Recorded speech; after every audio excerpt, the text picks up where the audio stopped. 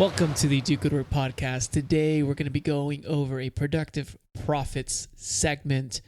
And we're going to be diving into the assembly line of digital work. And this framework is for digital teams to get quality work shipped faster. And today, we're going to be diving into the exact framework that I like to run. And we're going to touch a topic that is very near and dear to me because I started doing remote work in 2015. And I found my first company with a co-founder that I'd never met before. So we actually have met since then, don't worry. But back then we just never met. We started a company, became really good buds. We're still good buds to this day. But since that point in time, 2016, we met the co-founder and met him in 2015. I've been able to lead teams over 12 different time zones, and I stopped counting at 12 time zones. And there is one conclusion that I have come across when it comes to working online, and I will stand firm on this conclusion, that digital work doesn't just happen. It has to be coordinated.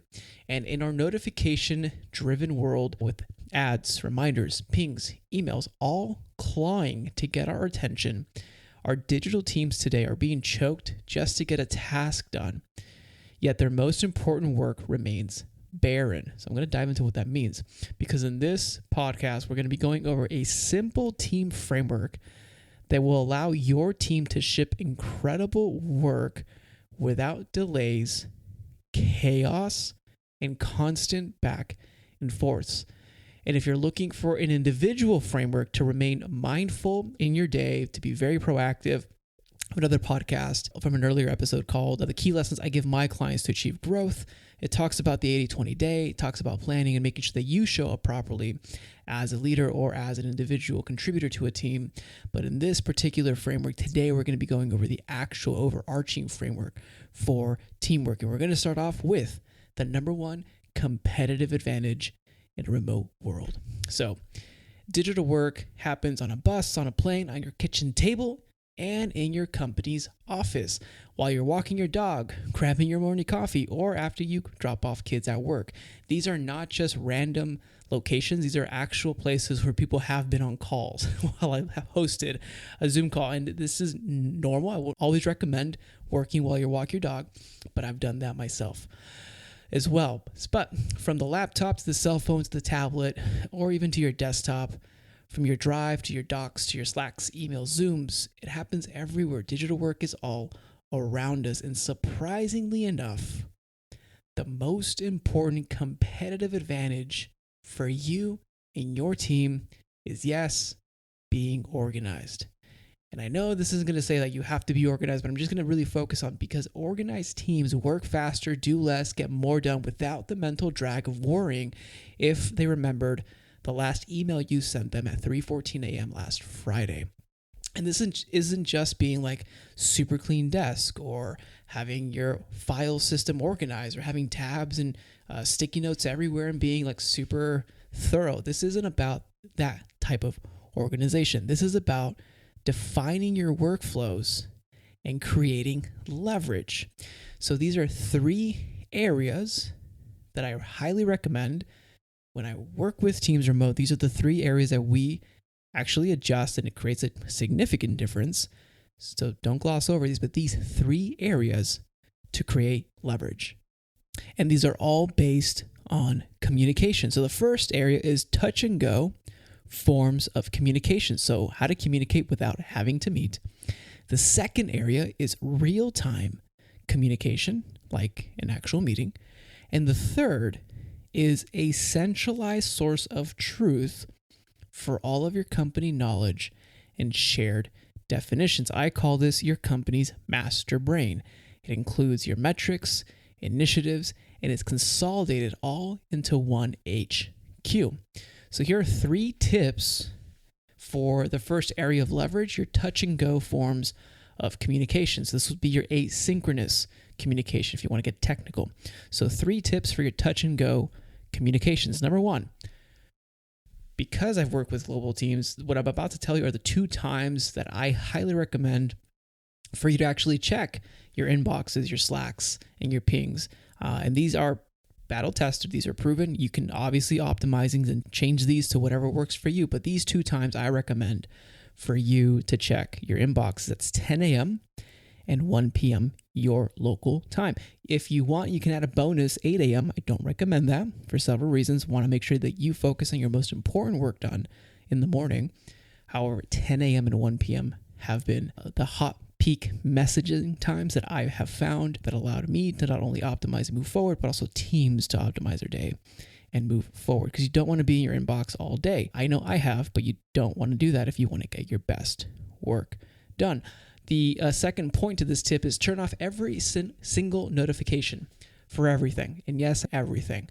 This I still follow to this date. I have 0 notifications on my desktop, 0 notifications on my phone, except for my family and for just some security reasons to have notifications on it. Other than that, I really have 0 notifications for everything.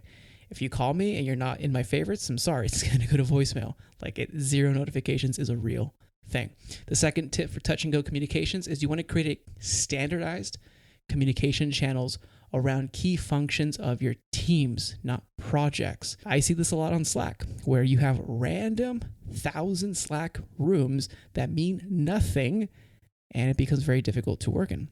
So I would highly recommend focusing around key functions of a team or organization versus just a project. So that's why there's direct messages.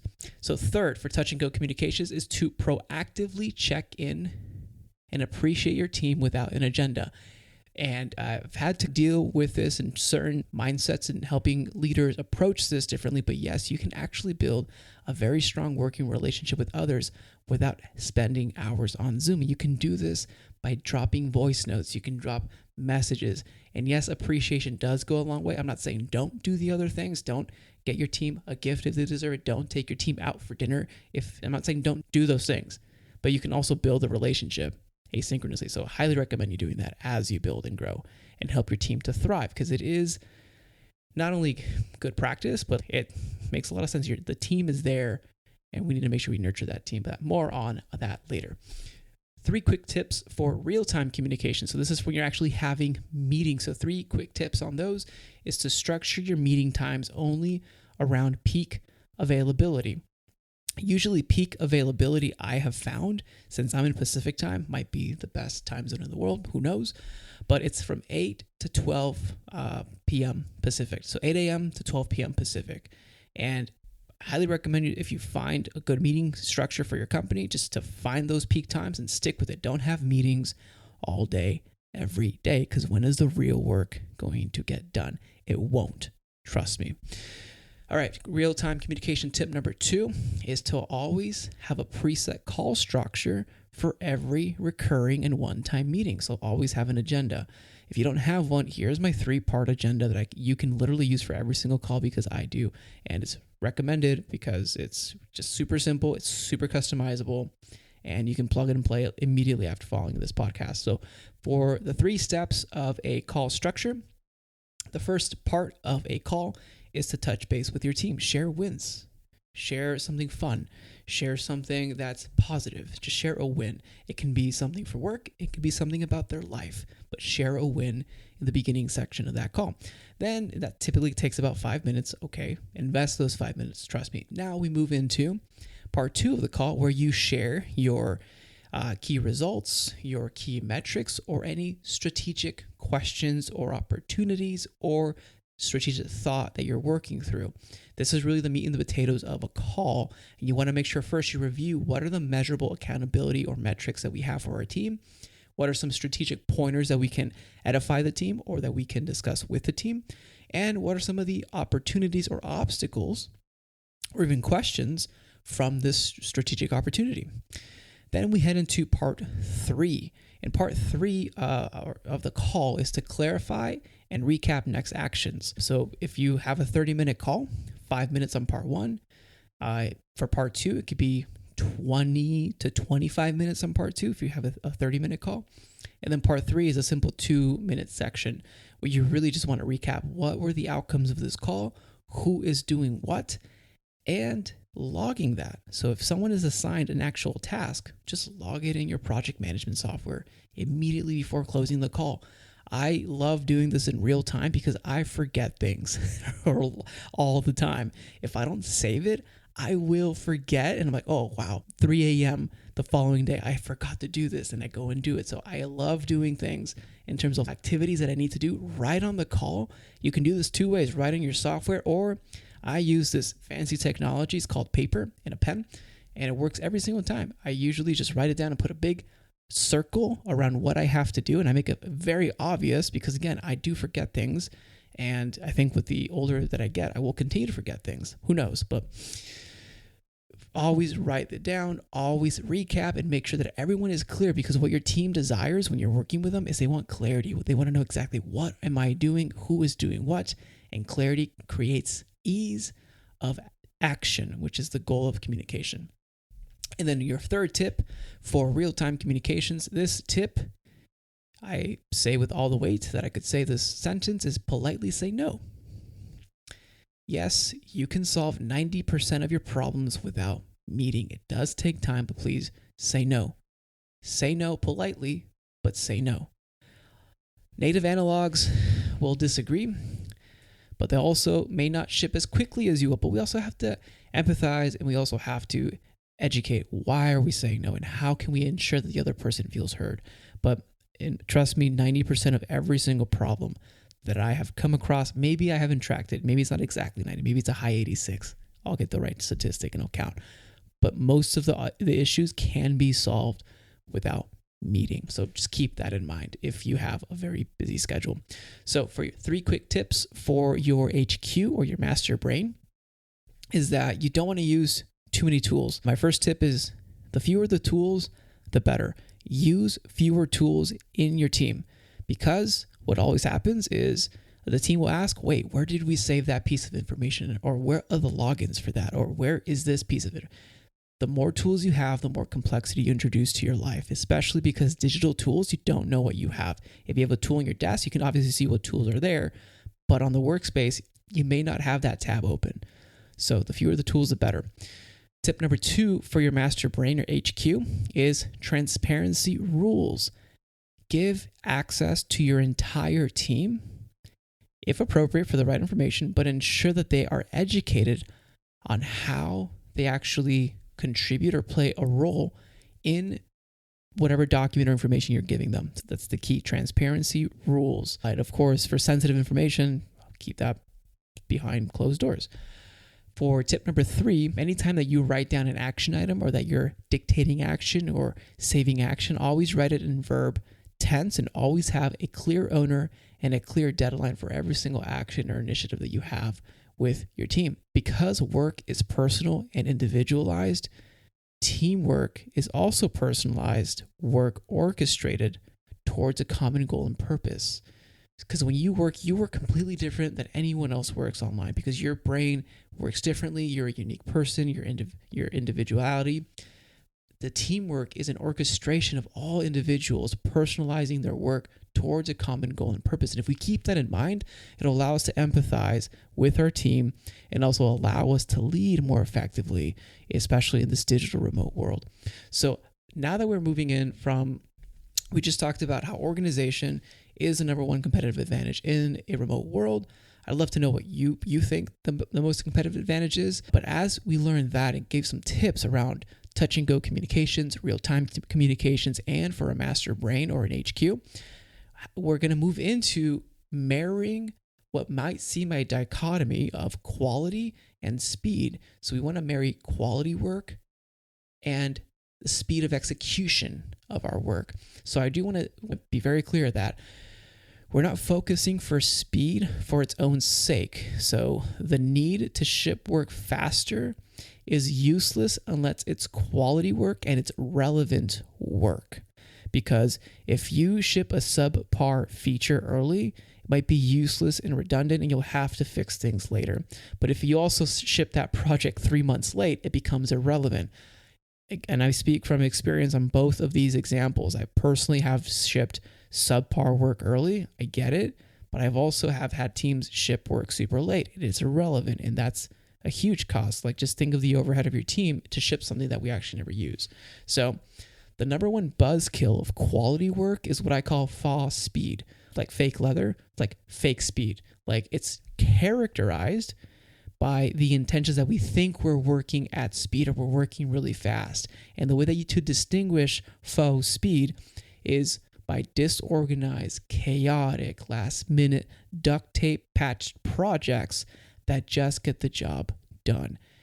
And I have to ask you, if you're working that fast, do you really believe that you're going to get your best work done like that?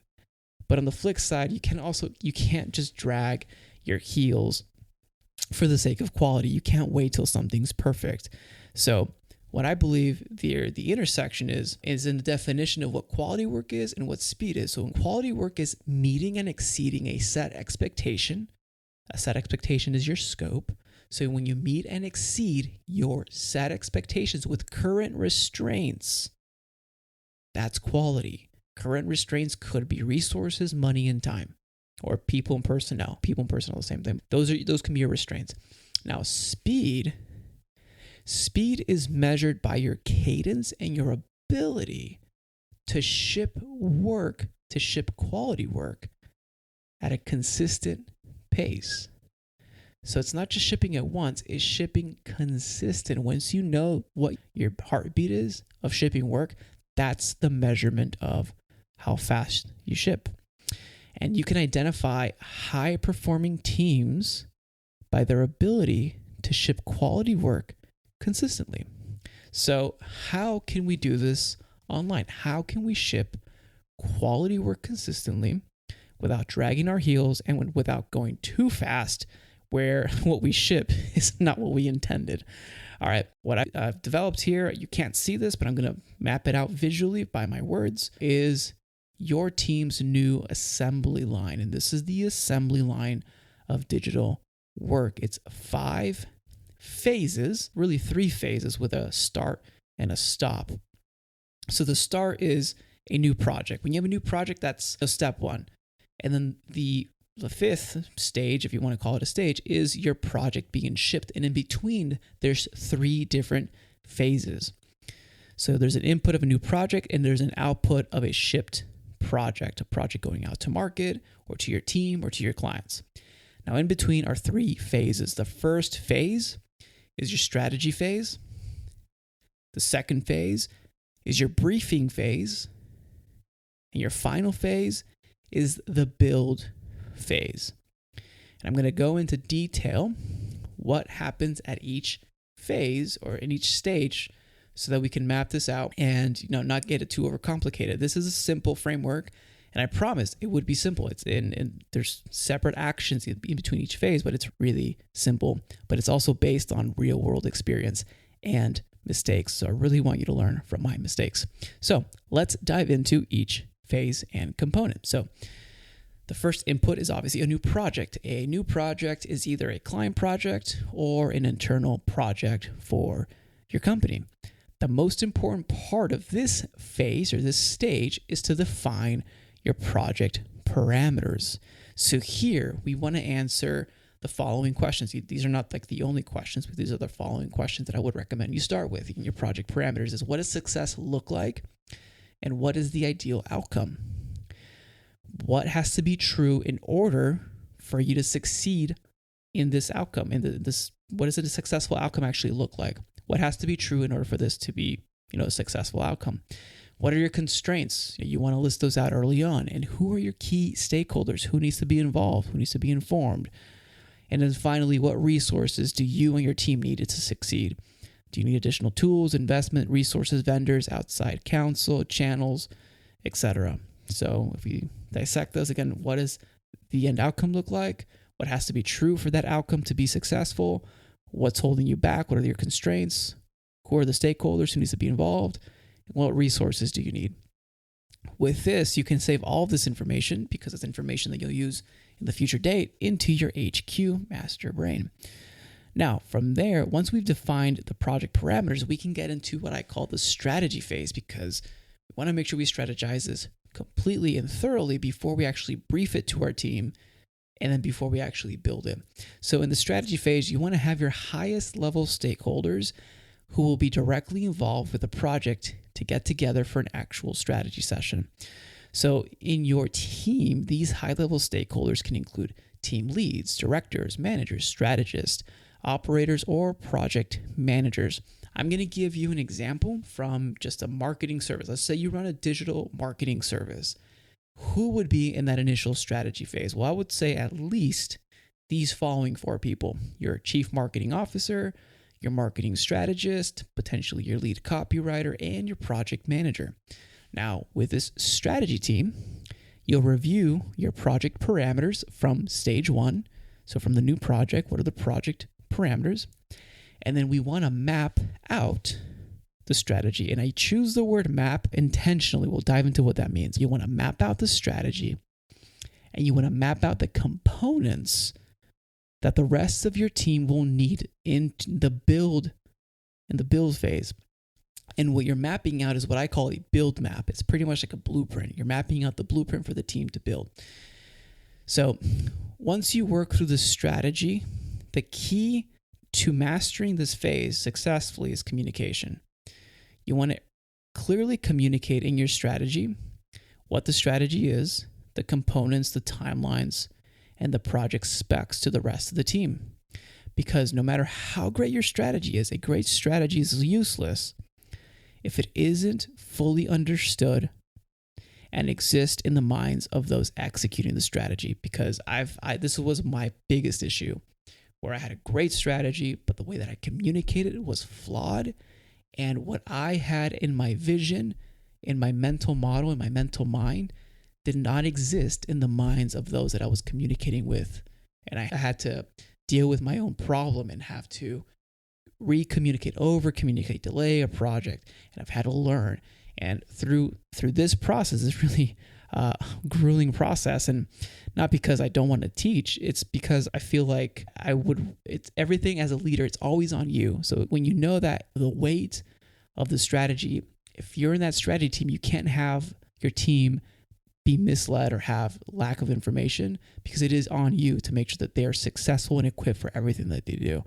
And that to me is the most important thing. So to solve this core issue that I experienced, the best way that I have found and have come up with to communicate initiatives and strategies to teams, all remote, with less back and forth and with less drag, is a formula that I've created called the one-page standard operating procedure. Even if you're not making a standard operating procedure, this one-page SOP formula works for strategies and for your build map blueprint.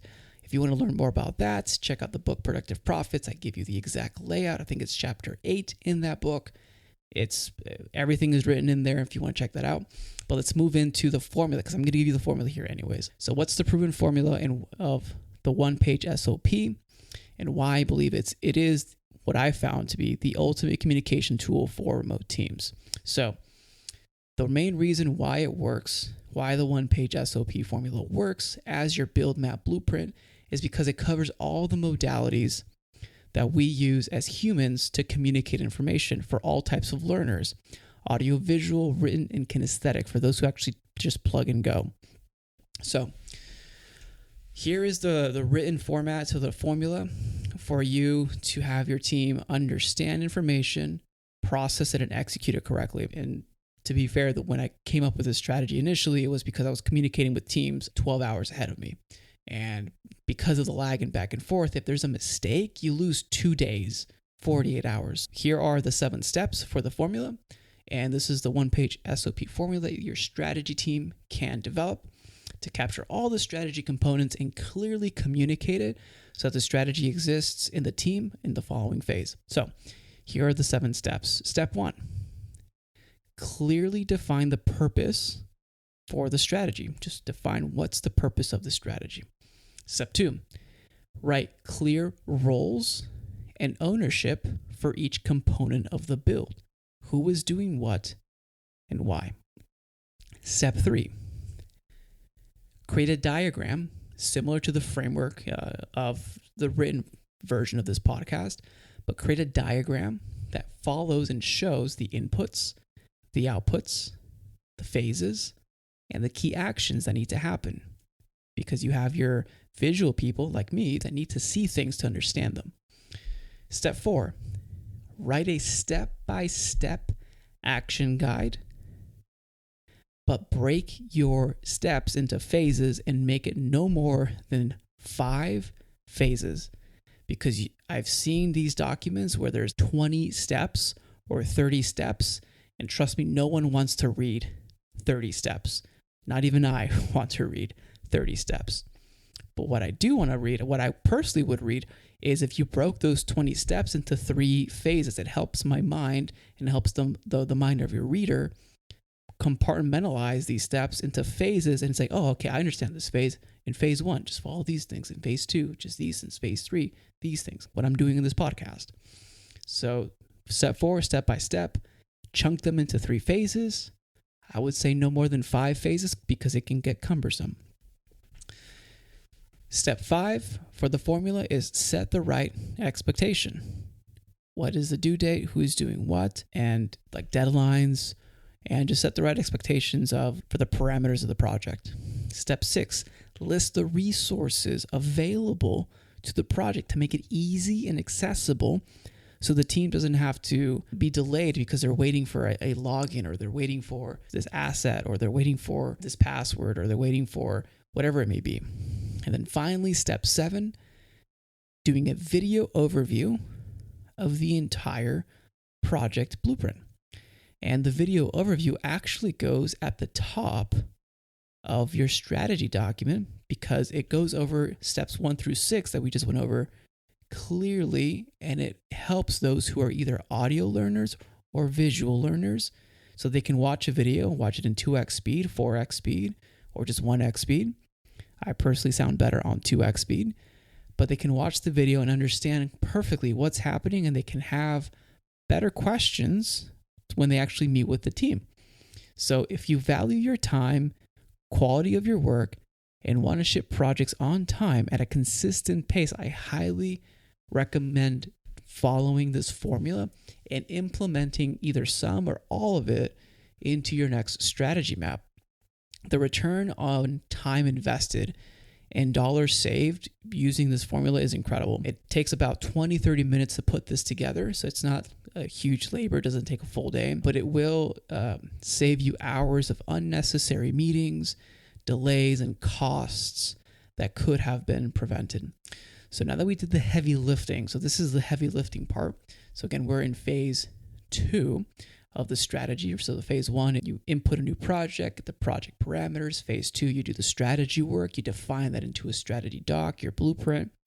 Now we go into phase 3, where this is getting exciting. Now you brief the team. This is the briefing phase. So now you brief the entire team involved. And if you recall from the formula, in step 2 of the formula, you write who is involved and who is an owner of the components. And if that's a team of 12, that's a team of 20 people, now you bring them all into a meeting, and then you brief them on the entire strategy doc in real time, who needs to do what, and ensure that they're clear on their part in their ownership. You want to ensure you want to have buy-in and that they're confirming the information that they have. That's critical. So in this briefing phase, it's pretty simple. It could be a 30, it could be a 60-minute call. You go over each component you mapped out during your build map, the build blueprint, and from there, just answer questions, answer clarifying questions. And the cool thing is, if you give your blueprint, the build map, to your team before the meeting, your team will be able to have better questions when they show up to the meeting. So empower your team. One thing to note here, though, and this is a mistake that I made in the past, is I have skipped in the past early in my career of briefing the entire team, assuming that a document can do all that work for me. Now, if you can send a build map document to your team and your team can understand components and execute perfectly, you have a unicorn team, and I want you to reach out to me because I want to interview you. However, I learned the hard way that's not always the best way to go about it. So always have a briefing. Well, don't always have, but I highly recommend having a briefing meeting. It's not only necessary, in my opinion, but it'll also save you hours and headaches during the project's lifetime. Finally, we're in phase 4, the build phase. This is a pretty self-explanatory phase. The key is now we have timelines, we have deadlines, and we're off to the races to execute. It's important, however, that we over-communicate and have communication be the central focal point during the build phase, ensuring that there's cross-team communications, regular check-ins, making sure that we're either on time or updating if we're going to be late, etc. Because, again, learn from my mistakes. I highly recommend you set a weekly cadence check-in. You don't have to do every single day, depending on the type of project, but a weekly cadence check-in to give real-time status check-ins is ideal. I have made the mistake to give asynchronous check-ins, and that means that the teams didn't meet. We just gave check-ins over Slack or email. Big problem. I highly recommend do the async anyways, but still get on a call. It does save you enormous amounts of time, because there's one thing that will always happen no matter how amazing you plan. Change is inevitable. Change will always happen. Change requests come up. Changes happen with how we go about building the project. Change in timelines, change in materials. Change will always happen. And when change happens, we need to understand who is requesting the change, why is it being changed, and is this change aligned with our original strategy and project parameters? Because not all changes is good or acceptable. Some change might be, we want to change the strategy. We need to say, does that actually fall in line with the overarching goals of why we're doing this project in the first place? So just keep that in mind, that change is inevitable, but not all change needs to be implemented or taken into consideration. Because I think one of the key distractor points is that if we have too much change, we need to make sure that we have someone firm in your project phase to prudently decide, should we go through with this or not? Because most of the time, if it's not aligned, it's a distraction. So if you're going to make a change, and a change is going to change the trajectory of the project, the timeline, the due date, the execution, and the output, I highly recommend to not move forward in the build phase and go back to the strategy phase and re-strategize again. Build a new blueprint map, a build map, so that the team knows exactly what they're building, and rebrief the team. This is, again, something that I've learned the hard way. If change happens, don't just continue the build phase. Stop, pause, re-strategize, blueprint it out, rebrief. Those three things do take work. They will save you enormous amounts of time. Okay, so change happens. That's great. But your ability to handle, communicate, and navigate change will keep your project and whatever you're executing as a team from being turned inside out and imploding. So how you handle change will allow you to ship faster and more frequently. Now, the final stage here is shipping. You're shipping your work. Congratulations, you shipped. Now what?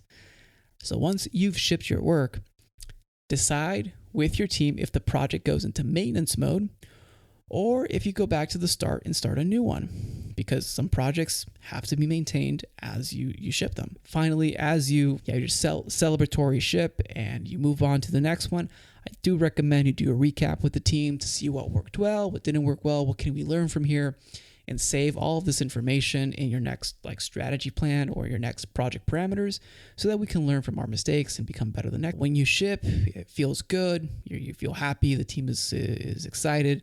Highly recommend here to have a healthy mindset that we want to reset back to day 0 and that today is a new day and that we focus on a new project and ensure that we can give our best and support the team to ship more quality work as we move into the future. I know with all this information we just sent through, it is going to take some time to find your stride, because this is a simple framework.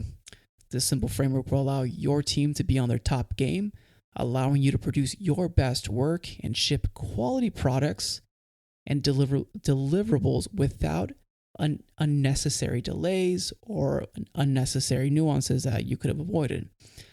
The key to this, though, is putting in repetitions of the cycle, because once you start doing this over and over again, you're going to find a pace. You're going to get your stride. You're going to find what you can improve, what you can remove, what you can become better in. And in this process of doing the work, finding your stride, creating that cycle, you are now going to create a competitive advantage and a reputation for shipping quality work at speed and efficiency. So it does take time. Don't worry about it. but just keep going at it, cycling it through, testing, iterating. Find your pace, find your stride, and I'll see you as you ship your quality work, and hopefully I get to experience the fruits of that work. As we come to a close, I'll always say that it's an honor to be a small part of your journey, because it is. So it's an honor to be here with you. Thank you for being here and taking the time. If you found this podcast to be useful, please consider sharing this to someone who you believe it can make an impact on, because you never know that you may actually be a catalyst for someone else to allow them to operate their business and their team at a higher quality and a higher level. As always, this is Raul Hernandez. Do good work.